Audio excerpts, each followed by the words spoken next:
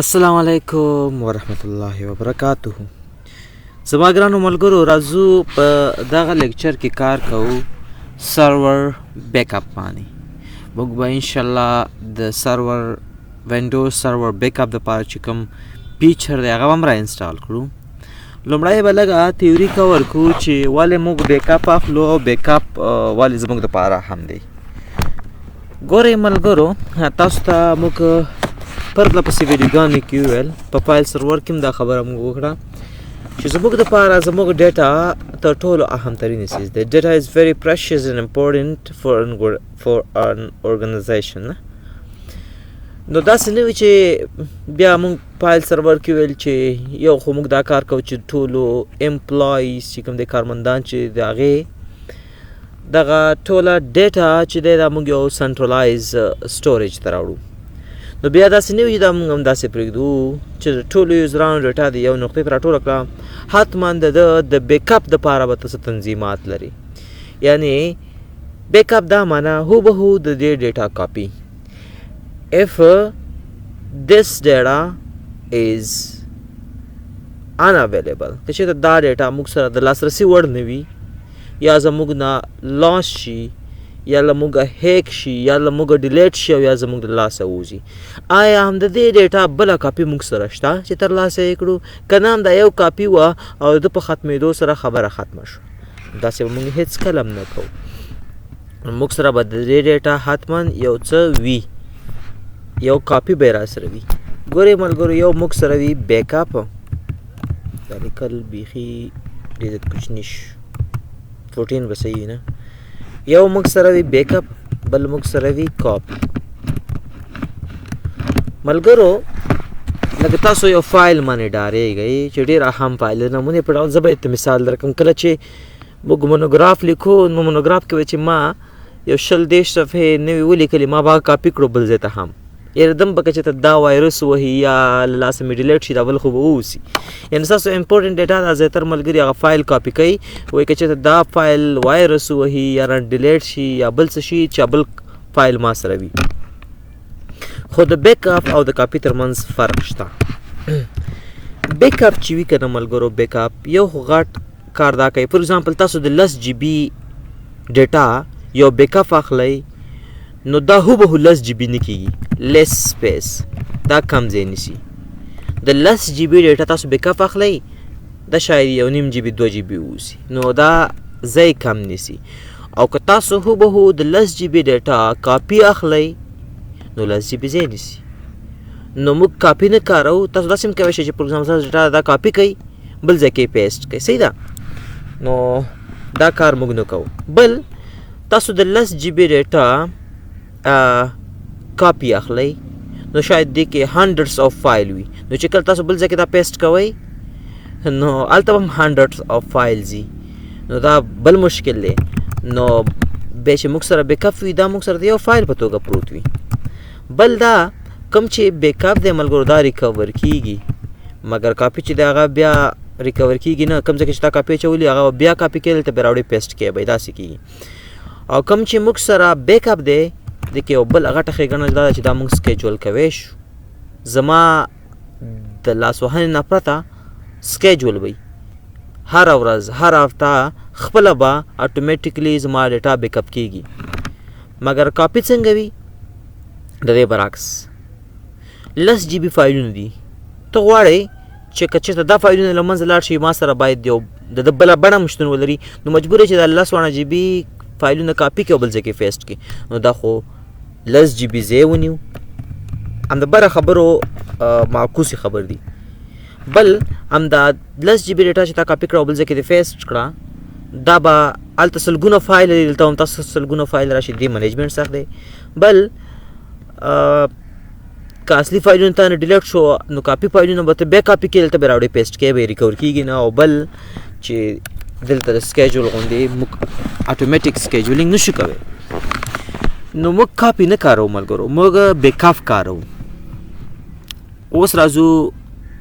موږ بیک اپ په څو طریقو اخیستی شو.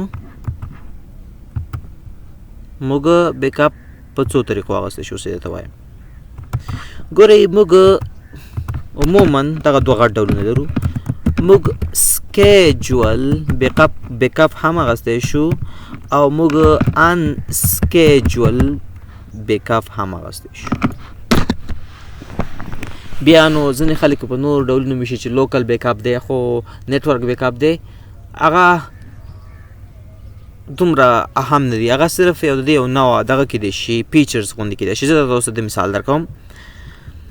ګورې ملګرو تاسو سره دا یو ډرایو دی، دلته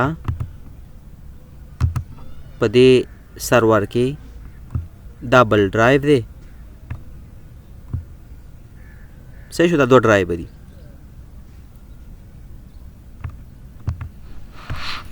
ګورې ملګرو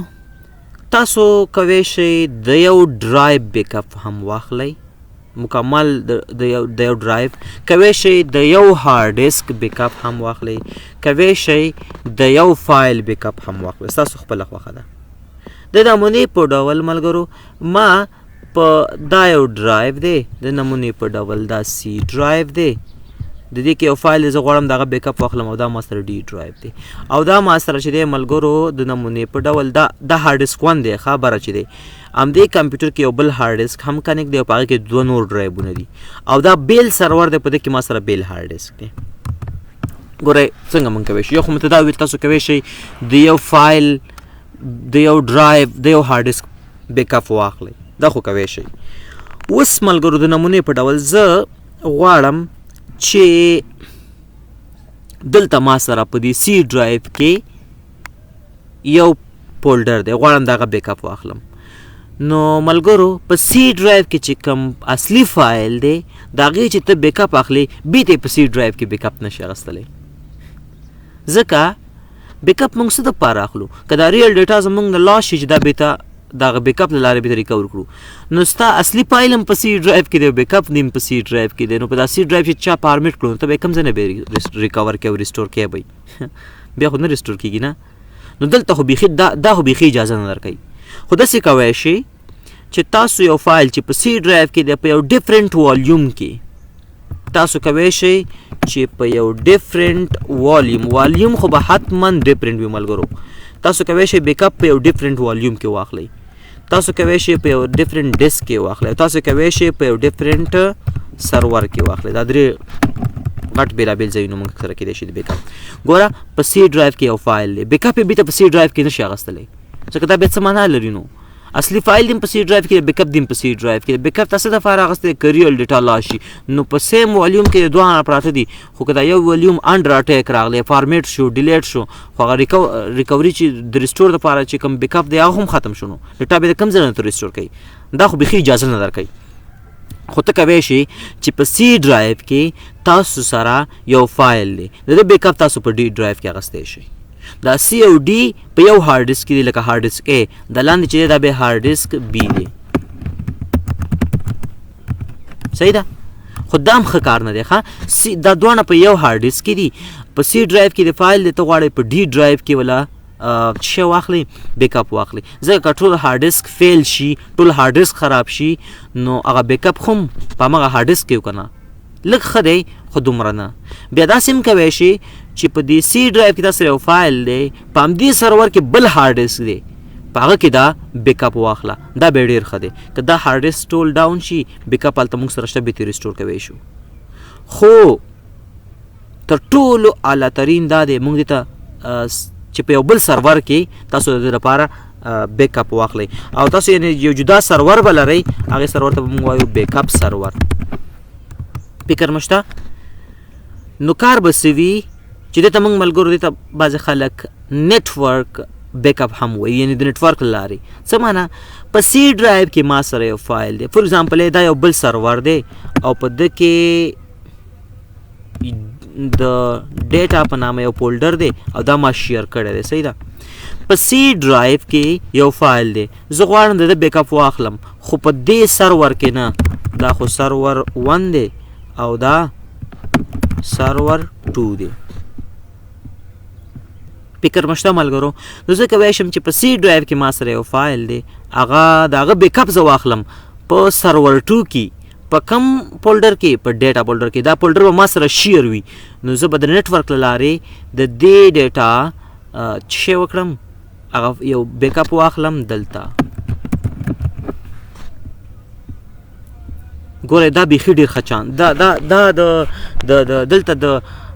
ډاون ټایم چانس بیخي کمیږي ګوره اول مې ته ویله که په سیم هارډ ډسک کې په ډفرنټ والیوم کې تاسو اخیستی وي کیدای شي د هارډ ډسک ډاون شي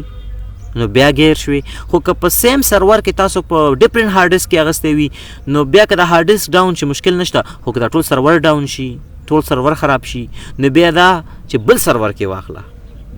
ښېګڼه ته مې پام شته د دې ته بیا زیاتره خلک نیټورک بیک اپ وایي د نیټورک له لارې موږ دا بیک اپ واغوستو صحیح ده نو بیا زیاتره ښه کار دا دی چې تاسو سره کوم فایل سرور دی که نه د دې فایل سرور دپاره تاسو چې ټولو یوزرانو ته مو کم ځای نه فولډرې ورکړي دي هماغه ډرایو چې دی د هغې بیک اپ واخلئ په یو سرور بیک اپ کې په یو بل بیک اپ کې هغه به سرور هغه به صرف د بیک اپ دپاره وي نو ډیټا به دلته چې څومره ډیټا راځي هغه به هلته ځي صحیح ده خپله به ځي که ته به یې لیږې دا به اوس خبرې وکړو نو موږ سره بیک اپ په دوه ډول دی یو سکیجول بیک اپ دی یو ان سکیجول بیک اپ دی د نمونې په ډول زه به ووایم چې دا ما سره فایل سرور شو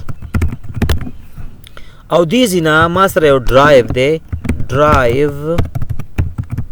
اف دا اف ډرایو چې کوم دی ګوره دا فایل سرور دی که نه دغه اف ډرایو چې کوم دی دې کې د ټولو یوزرانو دپاره چې کوم ټولو یوزرانو ته چې ما سپیس ورکړی دی ما د فایل سرور د ډرایو اف نه ورکړی دی یعنې د ټولو یوزرانو فایلونه دلته راځي اوس دا اهم ډرایو دی که نه دا باید له منځه لاړ نه شي دا باید ما سره کاپي اوسي نو زه کولی شم چې دا فایل سرور کې چې اف ډرایو دی د دې ټول ډرایو بیک اپ زه واخلم په یو بل سرور کې سرور بیک اپ کې صحیح ده نو موږ بیا دوه ډوله بیک اپ اخیستی شو یو ان سکیجول یو سکیجول ان سکیجول دا معنی چې زه راغلم د ډرایو اپ بیک اپ مې واغستو په چېرته د نمونې په ډول دا ما سره کم سرور دی بیک اپ سرور دی د دې فایل سرور تر ټولو اهمترینه ډرایو بیک اپ ما واغستو په بیک اپ سرور کې اوکې تر دې پورې خبره ډن شوه نو دا په دوه طریقو واغستی شي یو سکیجول یو ان سکیجول ان سکیجول څه معنی ان سکیجول دا معنی زه راغلم د ډرایو اف مینولی د ډرایو اف بیک اپ ما واغستو په بیک اپ سرور کې صحیح ده نو د ډرایو اف ټوله ډیټا به بیک اپ شي دلته خو دا بیک اپ فور ایگزامپل د فرایډې په ورځ دا بیک اپ ما واغستو او تاریخ دی 12 بیک اپ مې چېرته واغستو دلته بیک اپ سرور کې د دې فرایډې 12 نه اخوا فور ایگزامپل د مارچ میاشت د مارچ میاشتې 20 تاریخ شو 22 تاریخ شو فور ایگزامپل 22 تاریخ ته موږ ورسېدو دا فایل سرور کې دا ډرایو زموږ له منځه لاړی او زه غواړم بیرته د بیک اپ سرور نه ریسټور کړم دا ډیټا نو آیا د مارچ تر 22 پورې چې څومره ډیټا ده آیا ټوله به ریکور شي نه دا بیک اپ ما څه اخیستی د مارچ په 12 د فرایډې په ورځ دا بیک اپ ما اخیستی نو که دا بیک اپ زه ریسټور هم کړم دغه ډیټا به پکې نه راځي د 12 نه واله تر 22 تاریخ پورې چې کوم چینجز نور راغلي دا به نه وي تر 12 تاریخ پورې چې څه ډیټا د ټولو یوزرانو راغلې وه اما بیک اپ کړه به سکسسفولي ریسټور شي مګر دغه ډیټا به نه راځي نو ان سکیجول بیک اپ داسې وي چې ته ځې بیک اپ اخلي یو 15 ورځې وروسته په بخښنې سره بیا د بیک اپ ته اړتیا شوه بیا بیک اپ اخلي بیا بیک اپ اخلي نو په نیټورک کې موږ ان سکیجول بیک اپ دومره نه کاروو سکیجول بیک اپ زه کاروم چې شی سکیجول بیک اپ څنګه وي ملګرو زه یو ځل بیک اپ سکیجول کوم زه ورته وایم سټارټ مې واغستو د مارچ له 12 او ورته وایم چې هره ورځ ایوری ډے هره ورځ سهار نه غرمه 12 بجې ما ته څه کوه غرمه 12 بجې ته ما ته بیک اپ اخله ګوره نو ملګرو دا څه معنی لري چې څنګه فور ایگزامپل نن سهار ما دا سکیجول کړو اوس او دې کې ورته ته وښایې ښه ملګرو دا ورته هر څه به ورته ښایې ټایم هم ورته ښایي ورته یم د دې فایل بیک اپ اخله دلته هره ورځ د مارچ 12 نه شروع وکړه هره ورځ تر 12 AM یعنی 12 AM باندې به ته یو ځل بیک اپ اخلي. ګوره د دې کار دا شو 8 بجې ما دا سیټینګ وکړو نو چې څنګه 12 بجې شي د مارچ 12مه ده نن څنګه 12 بجې شي زما د ډیټا د ډرایو اف بیک اپ به واخلي او دې سرور ته به ولېږي. یوه شوه دوه شوې درې شوې څلور شوې پنځه شوې سبا چې بیا 12 بجې شي بیا به یو بیک اپ ولېږي بل سبا بیا